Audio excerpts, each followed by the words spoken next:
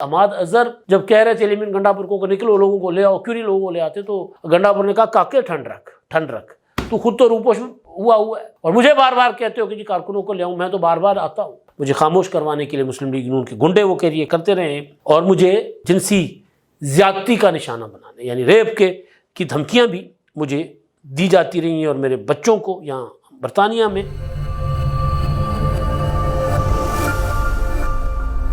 السلام علیکم، میں امداد سمرو۔ عمران خان صاحب سے ڈاکٹروں کی ہوئی ملاقات اور اس ملاقات سے کیا نکلا، ایک تو اس مدعے پر بات ہوگی، دوسرا آج انتہائی اہم ملاقات ہونے جا رہی ہے دو بڑوں کی، اس کے ایجنڈے پر بات کریں گے۔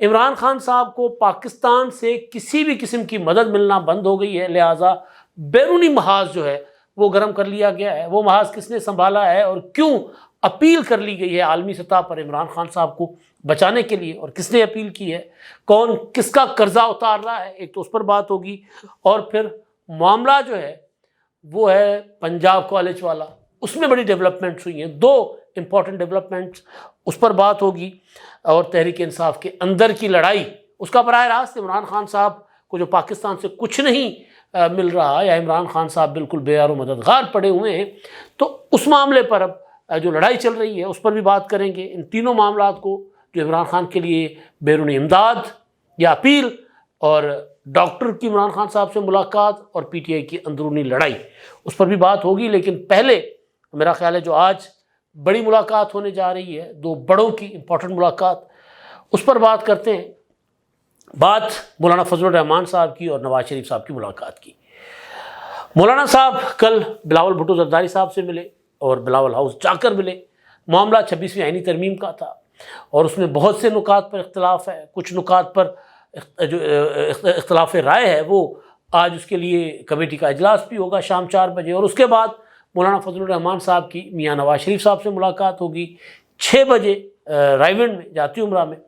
اس میں ایک تو آئینی ترمیمی پیکیج پر بات ہوگی، کیا بات ہوتی ہے، کیا سامنے آتا ہے۔ مولانا صاحب کا جو ایجنڈا بڑا کلیئر ہے کہ اتفاق رائے سے چیزیں سامنے آنی چاہیے، اور اگر پی ٹی آئی والے میں نہ مانوں کی رٹ لگا کر بیٹھے ہوئے تو ان کو منانے کی کوشش سیاسی قوتوں کو کرنی چاہیے۔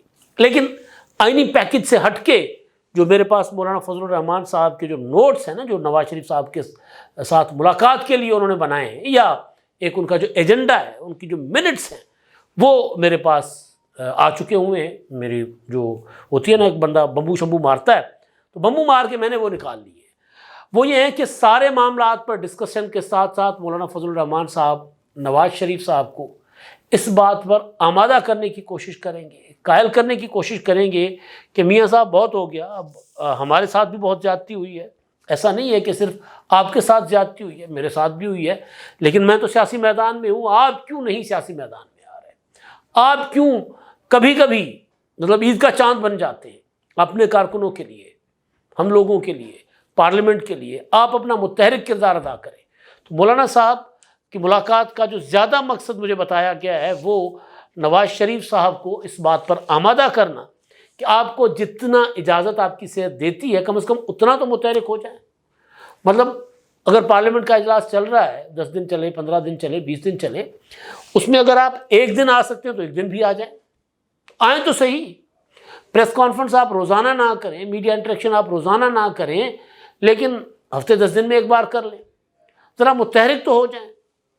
تو وہ مولانا صاحب جو ہیں نواز شریف صاحب کو حوصلہ بھی دیں گے کہ جی کچھ نہیں ہوتا، ہمارے ساتھ بھی ہوا ہے، بار بار ہوا ہے، تو لہٰذا آپ اس طرح اگر کریں گے تو جو ہمارے سیاسی مسائل ہیں وہ حل نہیں ہوں گے۔ آپ اپنا کردار ادا کریں، اور ساتھ ساتھ یہ بھی کہ جی دیکھیں زیادتی ہمارے ساتھ تو جو ہوئی، آپ کے ساتھ جو ہوئی، ہمارے ساتھ تو آپ لوگوں نے بھی کی ہے، کیونکہ مولانا صاحب کو گلا بھی ہے۔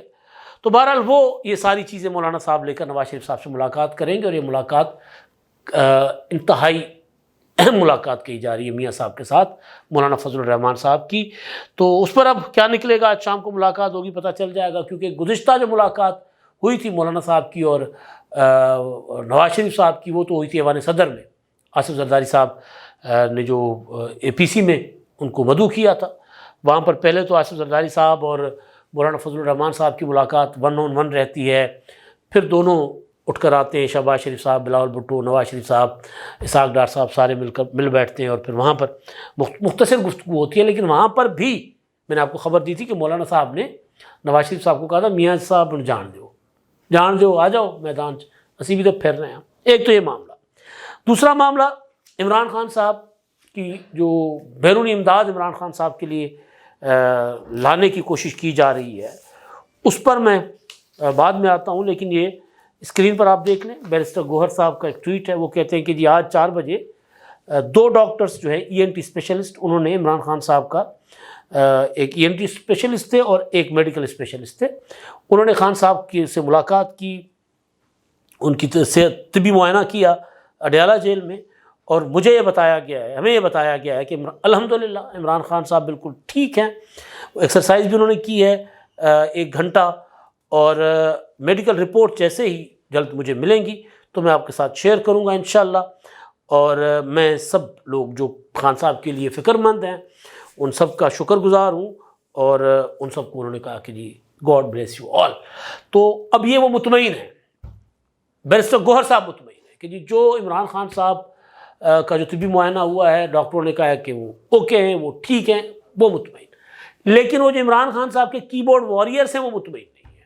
وہ پھر نیچے بیرسٹر گوہر کے ٹویٹ کے اوپر نیچے وہ ان کو گالیاں دے رہے ہیں. کوئی ان کو پھر غدار کہہ رہا ہے، کوئی کہہ رہا ہے تم نے عمران خان کی پیٹھ میں چھرا گھونپا ہے، کوئی ان کو بغیرت کہہ رہا ہے. مطلب میں بتا نہیں سکتا کہ کیا کیا ہو رہا ہے. ایک تو یہ معاملہ کہ کوئی بھی جو ہوتی ہے نا عقل کی بات PTI والے سننے کو تیار نہیں ہوتے.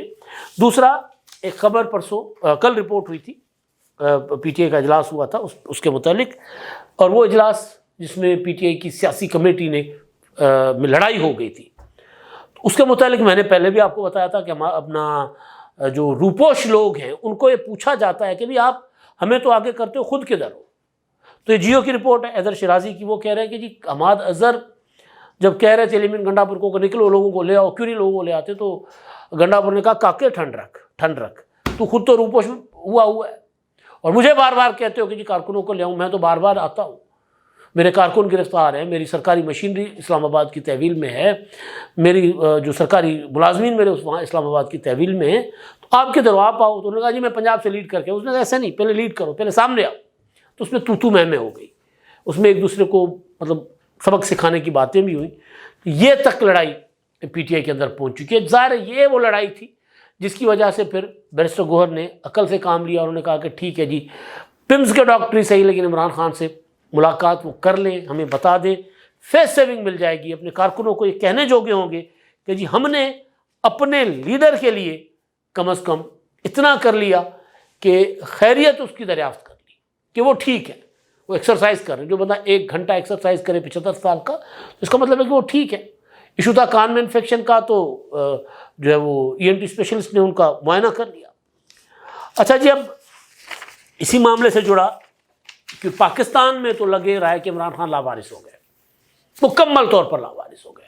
پارٹی میں نے پہلے بھی کہا تھا کہ لوٹ کے مال پر لڑ رہی ہے پارٹی کے لیڈران. تو ایسے میں پھر عمران خان صاحب کے بچوں کو لگا کہ اب وہ متحرک ہو. تو ان کی سابقہ اہلیہ جن کے پاس عمران خان صاحب کے دونوں برطانوی نیشنل بچے جو ہیں، وہ خود کہا انہوں نے ایک ٹویٹ میں، جو پہلے اس پر میں کل ڈسکس کر چکا ہوں کہ میرے دونوں بچے جو ہے برطانوی نیشنل، ظاہر ہے وہ خود بھی برطانوی ہیں تو ان کی کوئی بری بات نہیں ہے. وہ یہ کہہ رہی ہیں، جمائمہ خان نے ایک اور ٹویٹ کیا، کل 2 ٹویٹ کیا، ایک اور ٹویٹ کیا. وہ یہ کہتی ہیں کہ عموماً میں پاکستانی سیاست پر بات نہیں کرتی، کسی قسم کی رائے نہیں دیتی. میں عمران خان صاحب کے کئی سیاسی معاملات پر ان سے اختلاف بھی میرا رہا ہے، کرتی رہتی ہوں، لیکن یہ وقت سیاست کا نہیں ہے. یہ میرے بچوں کے باپ کا اور انسانی حقوق کا معاملہ ہے، اور یہ عالمی قوانین کا معاملہ ہے. کئی سال سے مجھے ہیرس کیا جاتا ہے، بلی کیا جاتا ہے، میرے خلاف پروپیگنڈا کیا جاتا ہے. مجھے خاموش کروانے کے لیے مسلم لیگ نون کے گنڈے وہ کرتے رہے، اور مجھے جو ہے وہ جنسی زیادتی کا نشانہ بنانے، یعنی ریپ کی دھمکیاں بھی مجھے دی جاتی رہی ہیں، اور میرے بچوں کو یہاں برطانیہ میں، اور کئی قسم کی جو ہے وہ سازشی تھیریز جو ہیں وہ بھی ہمارے متعلق گھڑی جاتی ہیں. ٹویٹر بین ہے، P T I party members یعنی پی ٹی آئی کے ارکان جو ہیں، کارکن جو ہیں وہ اور سویلین سپورٹرز جو ہیں وہ اٹھا لیے گئے ہیں. اغوا ایبڈکٹ کا لفظ انہوں نے استعمال کیا ہے. اور کوئی ایسا فورم نہیں ہے جہاں بات کی جا سکے. عمران خان جیل میں ہیں، ان کو خاموش کروانے کی کوشش کی جا رہی ہے. ان کی تصویر پر پابندی ہے، ٹی وی پر نہیں دکھایا جا سکتا. سینسرشپ ہے میڈیا پر بدترین قسم کا. اور تو اس لیے یہ جو عمران خان کا جو ورلڈ کپ جیتا تھا، وہ ورلڈ کپ والی تصاویر تک وہ نشر نہیں کرنے دی جاتی. ان کے اوپر سینسر ہے.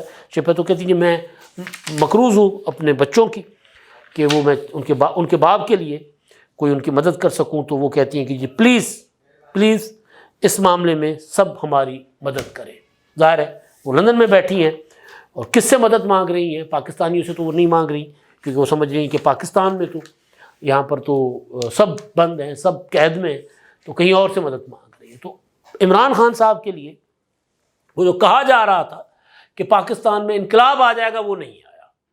اب بیرونی امداد جو ہے عمران خان صاحب کو بچانے کے لیے، نکالنے کے لیے جیل سے، وہ مانگی جا رہی ہے. رائٹ ہے ان کا، وہ کہہ سکتے ہیں. وہ جمائمہ گولڈ سمتھ، میں خان کہہ گیا ہوں گا، جمائمہ گولڈ سمتھ ان کا رائٹ ہے، وہ کر سکتی ہیں. ان کا ایک تعلق رہا ہے، عمران خان کی اہلیہ رہی ہیں اور ان کے 2 بچوں کی، بلکہ 2 بچوں کی ماں ہیں، تیسری بچی ان کے پاس بڑی ہوئی ہیں. اچھا جی، اب دوسرا معاملہ جو پروپیگنڈا کیا جا رہا تھا، اس میں بڑی ڈیولپمنٹ ہوئی ہے. اور یہ اگر پہلے کر دیا جاتا تو شاید معاملہ اتنا آگے نہ جاتا. ایک تو یہ ہے کہ محترمہ مریم نواز صاحبہ جو وزیر اعلیٰ ہیں، انہوں نے ایک 6 رکنی کمیٹی تحقیقات کے لیے بنا دی ہے. کل شام کو بنائی اور انہوں نے کہا کہ 48 گھنٹوں کے اندر تحقیقات کر کے رپورٹ پیش کی جائے. یہ کمیٹی کی سربراہی چیف سیکرٹری کریں گے، سیکرٹری داخلہ، advocate general Punjab, secretary higher education, secretary special education, secretary specialized health care and medical health committee کے ارکان ہوں گے. اور یہ کسی اور کو بھی، مطلب کوئی کسی ایکسپرٹ کو اس معاملے میں جو تحقیقات کے لیے مدد کے لیے کمیٹی کا ممبر بنا سکتے ہیں. مبینہ ذاتی کے حوالے سے شواہد اکٹھے کرے گی کمیٹی. کالج کی طالبات، اساتذہ اور انتظامیہ کے بیانات ریکارڈ کرے گی. اور انتظامیہ جو ہے فوری ریسپانس اور پولیس کے معاملے، یعنی کالج انتظامیہ کا فوری ریسپانس اور پولیس نے جو بچوں کے پروٹیسٹ اور پھر اس سے پہلے اگر کوئی ایسا واقعہ تھا تو انہوں نے کیوں نہیں پرویکٹیولی رول ادا کیا، تو اس کا بھی ان پہلوؤں پر بھی کمیٹی جائزہ لے گی. یہ پنجاب کالج کا معاملہ جس پر لاہور میں کل پرسوں طلباء جو ہیں وہ بڑے مشتعل تھے، احتجاج کر رہے تھے، کیونکہ جس طرح طلباء کو اشتعال دلایا گیا تھا تو نوجوان خون ہے تو وہ تو ظاہر نکلیں گے. اور یہی جوانی کا جو ہے وہ جو جوش ہوتا ہے، وہ اسی ٹائم تو خون جو ہے جوانی کا وہ جوش مارتا ہے. لیکن دوسری سائڈ پہ کل میں دیکھ رہا تھا کہ نعیم بخاری صاحب کا میں نے پہلے بھی ذکر کیا تھا، انہوں نے بھی ایک ٹویٹ کر دیا تھا اور اس طرح کا پروپیگنڈا کیا جا رہا تھا کہ بچی جو ہے وہ جس کے ساتھ مبینہ طور پر کہا جا رہا ہے کہ جس کے ساتھ جنسی زیادتی کی پنجاب کالج کے گارڈز نے، وہ جو ہے وہ بچی گزر گئی ہے، ہلاک ہو گئی. بریکنگ نیوز جناب، یہ کر کے نعیم بخاری نے ٹویٹ کیا. اور پھر آگ اسی طرح لگتی ہے، پہلے پتہ نہیں کس نے کیا، جس طرح برطانیہ میں آگ لگی تھی.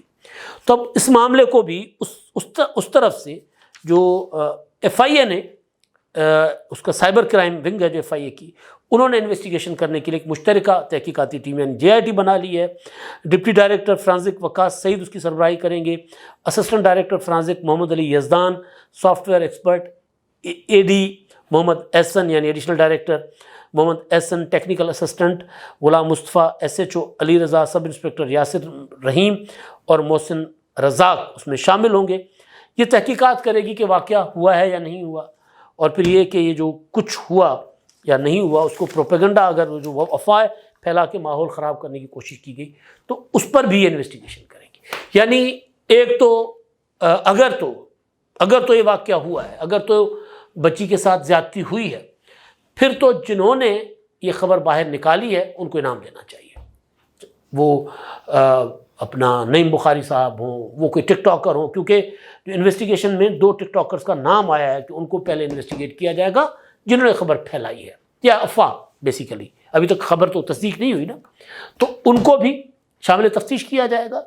تو اگر یہ خبر ٹھیک تھی، اگر یہ واقعہ ہوا ہے، اگر یہ بدقسمتی مطلب اگر یہ انتہائی اندھوناک قسم کا سانحہ ہوا ہے اس بچی کے ساتھ تو پھر تو ان لوگوں کو انعام دینا چاہیے، اور اگر یہ نہیں ہوا تو پھر نعیم بخاری ہو یا کوئی بڑے سے بڑا پردھان ہو، پھر ان کے ساتھ وہی کچھ ہونا چاہیے جو لندن میں وہاں کی ایڈمنسٹریشن نے ایک بچی کے ساتھ ریپ کے واقعے کو مسلمانوں کے ساتھ جوڑ کر اس سماج میں فساد برپا کرنے کی سازش کی تھی، کوشش کی تھی، پھر سارے کے ساروں کو سزائیں ہو گئی، جیل گئے تھے۔ تو اس معاملے پر بھی یہی ہونا چاہیے، وہی نمونہ بنانا چاہیے لندن والے معاملے کو۔ اگر تو انویسٹیگیشن میں ثابت ہو جاتا ہے کہ جو دعویٰ کیا جا رہا ہے وہ ٹھیک ہے تو پھر کالج ہمیشہ ہمیشہ کے لیے بند ہو جانا چاہیے، اور پھر ان لوگوں کو انعام دینا چاہیے، اور مجرمان کو پھر جتنی کڑی سے کڑی سزا پاکستان کے قانون کے مطابق ہو سکتی ہے وہ ملنی چاہیے، ورنہ یہ جنہوں نے فساد برپا کرنے کی کوشش کی ہے وہ کم از کم قانون سے نہیں بچنے چاہیے۔ اب تک کے لیے اتنا ہی، اللہ حافظ۔